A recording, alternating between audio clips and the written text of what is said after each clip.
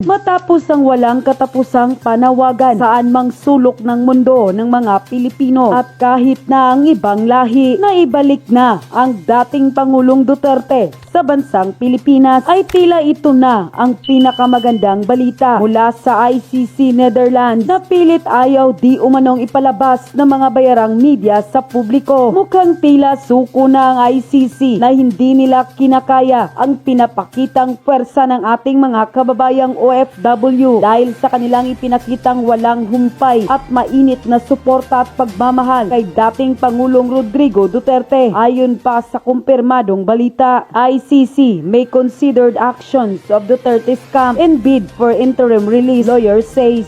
Yan ay marahil nakita ng dayuhang hukuman o ICC kung gaano kamahal ng mga Pilipino, lalong-lalo na ang mga kababayan nating mga OFW saan pang panig ng mundo ang dating Pangulong Rodrigo Duterte. At kung magpapatuloy pa ito, ay malaki ang tsansa di umano na talagang makakauwi sa lalong madaling panahon ang dating Pangulong Duterte. Sa katunayan nga, yang nagbarikada na mismo ang ICC dahil ganyan talaga, hindi kayo patatahimikin at tatantanan ng mga Pilipino. Nagmamahal ng tunay dating Pangulong Duterte. Ayon pa sa pahayag ni Alvin and Tourism sa kanyang official Facebook online, happening now. Police are setting up barricade to mark the areas where people can stay outside the ICC detention facility. The officer on site said clearer boundaries are needed. As I mentioned before, the facility is surrounded by residential houses. I welcome this development. It shows that authorities acknowledge the consistent presence of Filipinos who come daily to show their support for Tatay Digong. Unquote, dagdag pa niya. Historic, that was the word that echoed in my mind the moment I began closely following what many now call the illegal arrest of former President Rodrigo Roa Duterte. This was not just another headline. It was unprecedented and unthinkable, something we had never seen before. For the first time in history, a Filipino, a former head of state, was handed over the International Criminal Court, the first Asian to ever face such a fate. Pero hindi doon natapos ang lahat. What made it even more disturbing was how it happened. Pagkalapag pa lang niya sa Maynila, naresto agad. Walang court order. Walang desisyon mula sa kahit na ng hukuman sa Pilipinas. Mga korte na hanggang ngayon ay maayos na gumagana. He was put on a plane, flown to the Netherlands, and detained just like that. Due process was not just ignored. It was erased, missed all the iniquity. He remained calm. Or that's how I saw it. There was no outrage, no spectacle.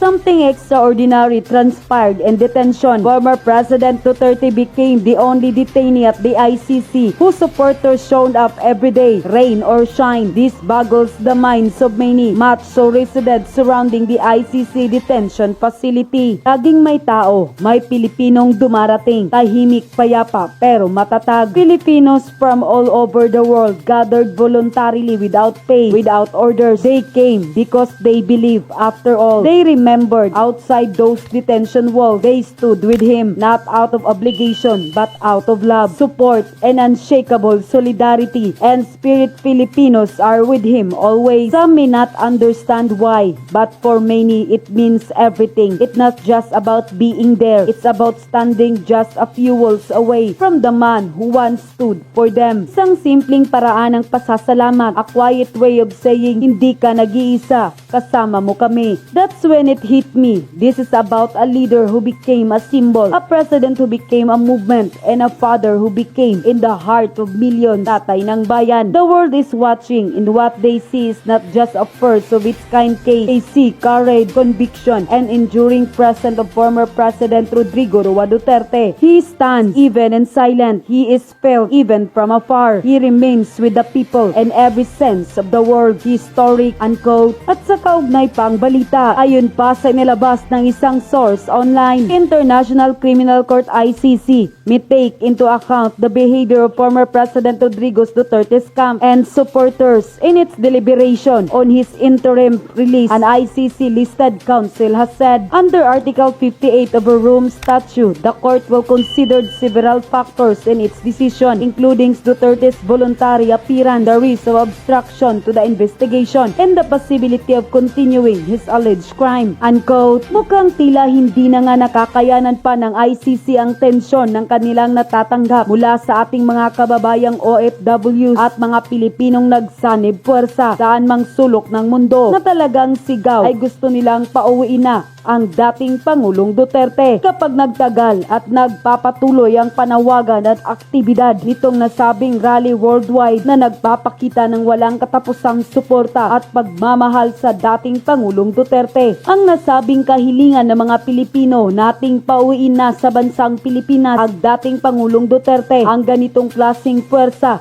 at sama-samang lakas ng taong bayan at mga DDS ang siyang tuluyang magpapauwi sa dating Pangulo sa Pilipinas. Kaya't huwag ihinto at ipagpapatuloy pa ang mga ganitong aktibidad at siguradong mapapasuko din ang ICC. Have him properly tried in The Hague. So what happens when he arrives? If indeed he gets on board this plane that we can see right now, about a 12-hour flight perhaps to Europe and to The Hague, what happens next? Well, he'll be taken into custody and there'll be all sorts of safety procedures applied then, and then he'll be taken to the court, and in due course he'll be asked to plead to an indictment. And this is all happening and could only have happened with the full cooperation of the Philippines government? Yes, I mean, one of the problems, I mean, your previous contributor, I think, mentioned it. Ano sabi niya? Yung previous na problema ho namin kasi, sabi ho ng ICC, ano? Ang problema ng nakaraan, eto ho yung problema ng ICC. Pakinggan nyo mabuti. Two families being at war, originally at peace together, then you wouldn't have expected the Marcoses to provide evidence against Duterte. Now that they're at war, hindi namin ini-expect na magpo-provide ang Marcos administration ng mga ebidensya. Putik na yan. Ano pa ho, tapos sabihin ho ni Marcos, hindi kami nakialam sa investigasyon. Inamin na po mga kababayan, inamin na po nila na ang Marcos ang nag-provide ng mga ebidensya. Ayan na. Ano masasabi nyo ngayon? Iba ho ang sinasabi ng demonyong Marcos. Ayan Could only have happened with the full cooperation of the Philippines government? Yes, I mean, one of the problems, I mean, your previous contributor, I think, mentioned it. These two families being at war, originally at peace together, then you wouldn't have expected the Marcoses to provide evidence against Duterte. Nadulas na. Mismong ICC ho, mga kababayan, nadulas na. The two families were, ang hirap mag-islang the two families were, may gera, may gulo, peace pala, sabi niya. And Marcos administration provide the evidence. Ay, salamat po kay Mamagin sa doon po, baka sabihin nyo, gumagawa ko ng kwento, ayan. I mean, your previous contributor, I think, mentioned it. These two families being at war, originally at peace together, then you wouldn't have expected the Marcoses to provide evidence against Duterte. Now, hindi namin, ano sabi niya? Hindi namin inaasahan na maghahanda ng ebidensya si Marcos. Tapos sabihin ni Marcos ngayon sa press conference niya, hindi kami nangialam. So eto, taga-ICC ho ito. Ang nagsasabi, ang sabi nila, ang nag-provide po ng ebidensya, ang Marcos.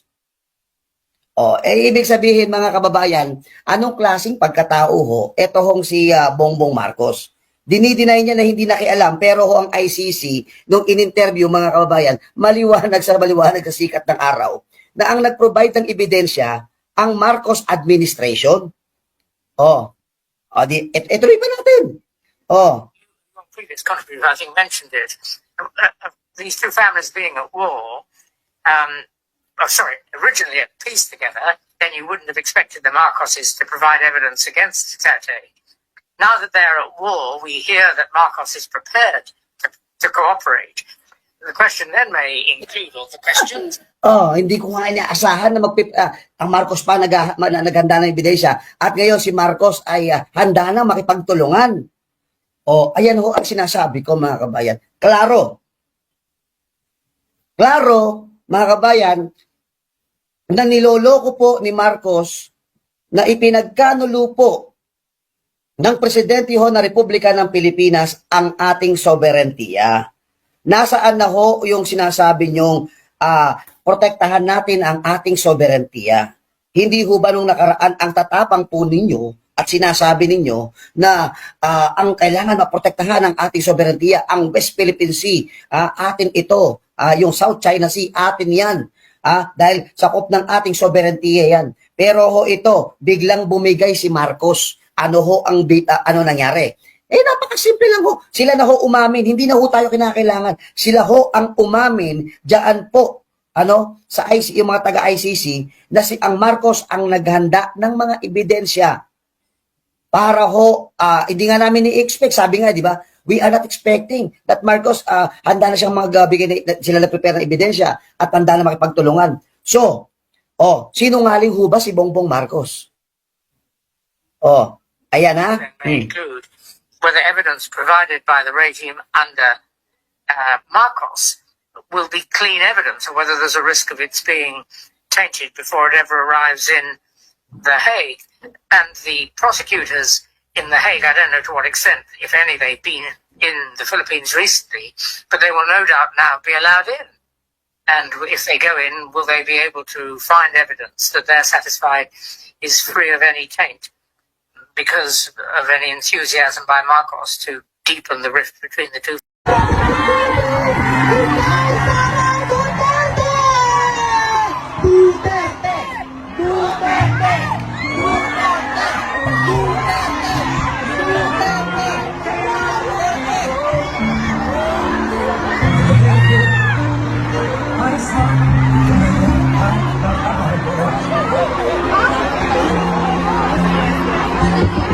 Duterte! Duterte! Duterte! Duterte! Ano ang sigaw ng mga mamalang Pilipino? Duterte! Duterte! Duterte! Duterte! Sir Bob! Sir Bob! Sir Ben! Sir Ben!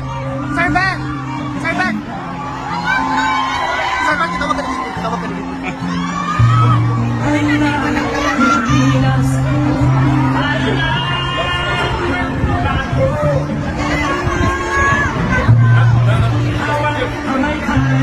Saman ba?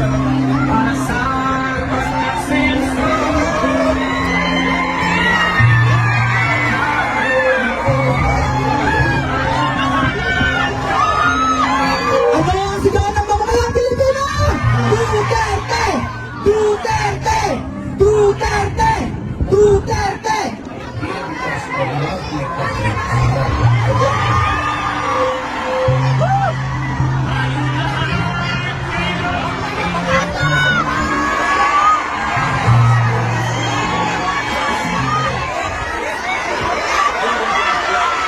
Balik, balik.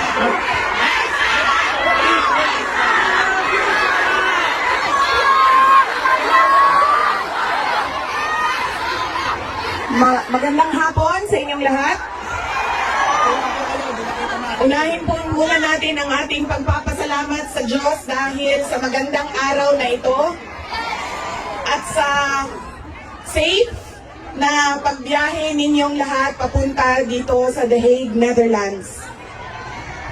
At syempre, dahil bumiyahe kayo papunta dito, ay mag-ingat kayo sa biyahe ninyo pauwi lahat sa inyong mga tirahan mamayang hapon.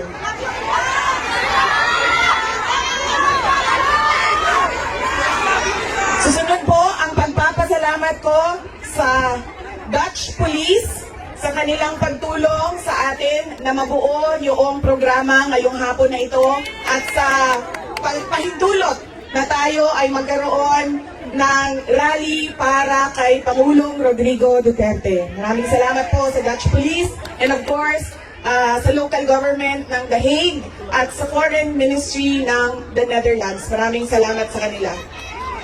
Ang susunod na pagpapasalamat po ay mula sa akin para sa ating mga organizers ngayong hapon na ito sa Executive Committee na nag-meeting araw-araw, iba't ibang time zone para pag-usapan kung paano natin maisagawa ang ating pagsuporta, pagpapakita ng suporta kay Pangulong Rodrigo Duterte na patiwasay at maayos ang ating pagsama-sama ngayong hapon na ito. Duterte! Duterte! Duterte! Duterte! nung naglalakad ako papunta dito sa park, meron akong mga nakasalubong na mga galing Germany. At tinanong ko sila kung gaano katagal ang biyahe mo, ma'am, papunta dito. Sabi niya 9 hours daw. At 9 hours din daw siyang babiyahe pauwi. So ganyan ang pinapakita ninyo na pagsuporta kay Pangulong Duterte at pagmamahal sa ating bayan. Maraming salamat sa inyong lahat. Alam ko, lahat kayo may hanap buhay, may kailangan asikasuhin, may mga personal na pinagdadaanan, merong kailangan na paglalaban na gawin sa mga damit ninyo. Paglilinis ng bahay, pagbayad ng utang,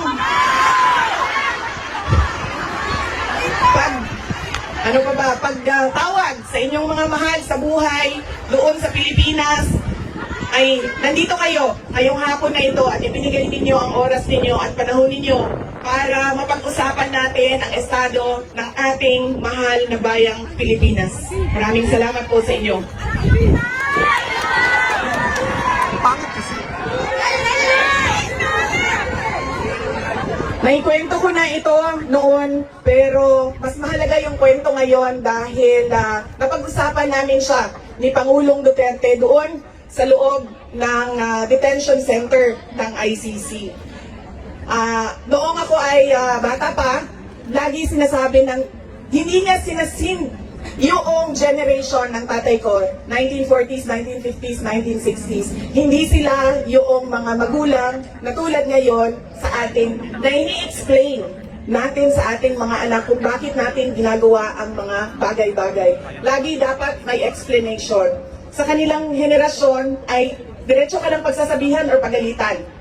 Ganun yung generation nila. Nung ako ay lumalaki, lagi niya sinasabi sa akin, hindi ka tao sa paningin ko kung hindi ka doktor o abogado.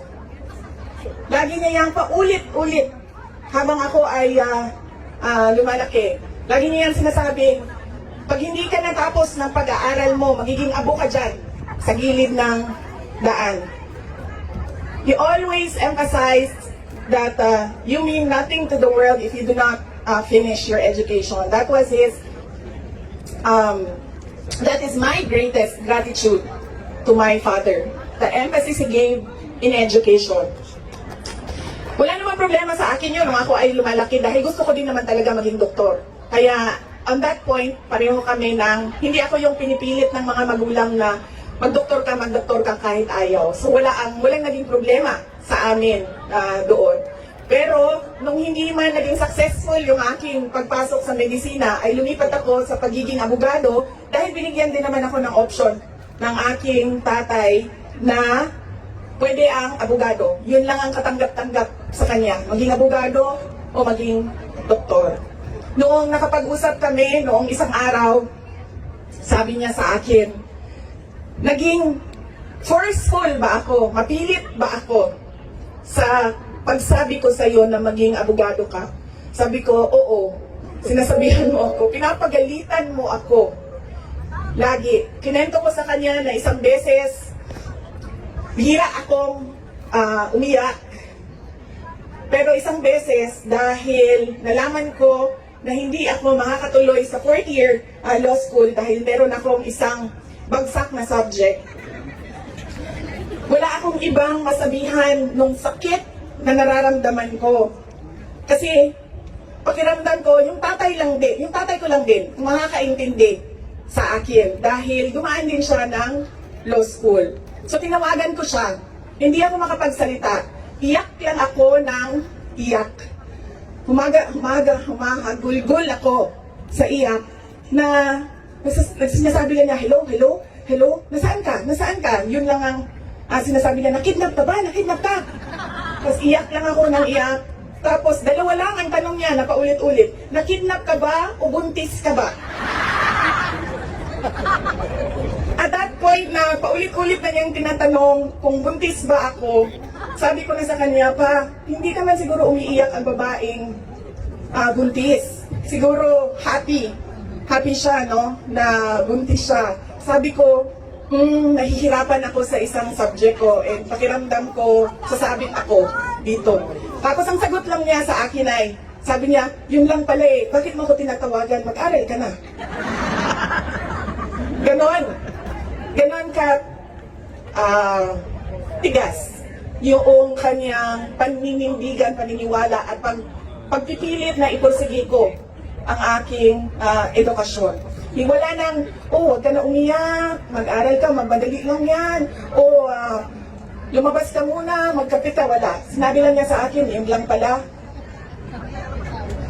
Ibaba mo na yung telepono at bumalik ka na sa pag-aaral mo.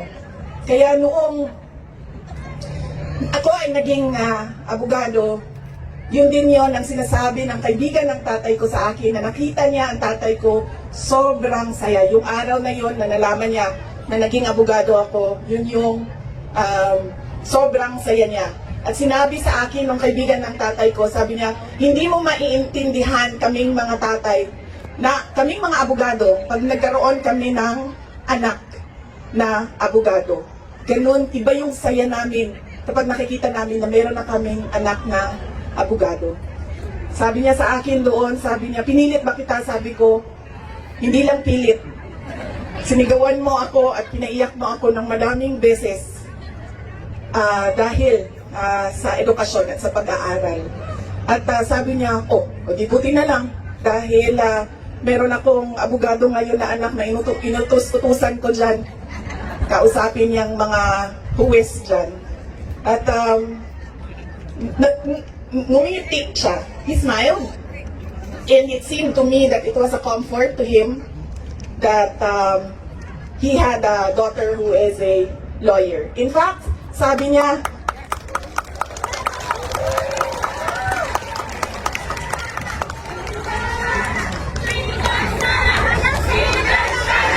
Inday Sara Duterte! Inday